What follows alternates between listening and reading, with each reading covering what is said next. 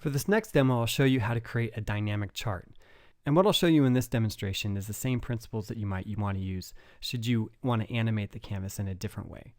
So the idea behind this demo is to have a chart on the page that's fed some data, perhaps through, say, an AJAX call or some sort of service. Now I have the data embedded into the page, but it kind of doesn't matter where it comes from. As long as you have data, then you can process with it. So you'll notice if I press on this button here, Get Next Value, I can paint another segment onto the chart. So I have this dynamic chart now available. So again, it doesn't matter whether I press on a button or there's some sort of event happening in the background. That information can be brought in and then drawn on to the canvas at different times. Let's take a look at the code. So like I said, here's the data. I just have it right now embedded into the page, but this could come from anywhere. It could come from an AJAX call, whatever suits your needs best. I'm setting aside some variables here in order to keep track of some things, the traditional canvas and context, and also the index of the item that we're working with. So when the page loads, obviously I get the canvas, I get the context, and then I set the background image. Now I'm using the same technique that I used in the past where I have an image declared declaratively within the page, and then I'm loading it into the canvas. I'm setting style equals display none because I know that I never want this to show up. I always want it to be fed within the script in order to be used in the canvas, but instead of having to rely on style sheet rules to come in from another file or from the header, I'm just doing it inline here. And so usually you don't do inline styles, but it kind of seemed to make sense in this regard. So I'm loading the background image, and again the same pattern as before, calling on load, and then once it's loaded I can draw that image onto the canvas, and then after that I can draw the first segment of the line.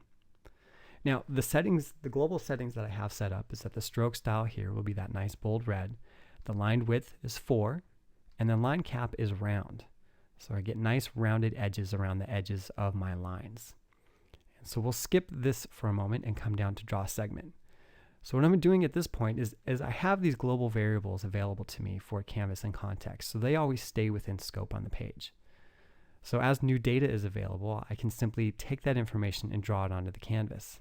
So the first thing that I need to do is take a look at the chart data and get x1 and y1 and x2 and y2.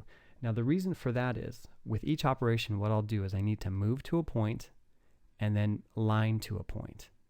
And then when I create the next one, after I call stroke, everything is reset. So then I need to call begin path and then move to this point and then line to this point.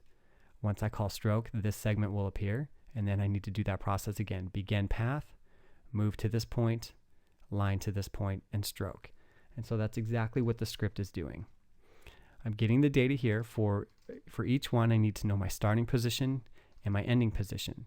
And so by doing index, the base index value, I know my starting position. If I look at the next one in the series of data, I'll know my ending position. And I'll go begin path, move to starting position, line to ending position, and then stroke. Each time I cycle through those, I update the index, and so that's how my button continues to work. Again, this same exact process is something that you could use if the data was coming from an AJAX call or anywhere else, and that's how you can continue to update the canvas and make it look like it's being animated or having live data streamed to it.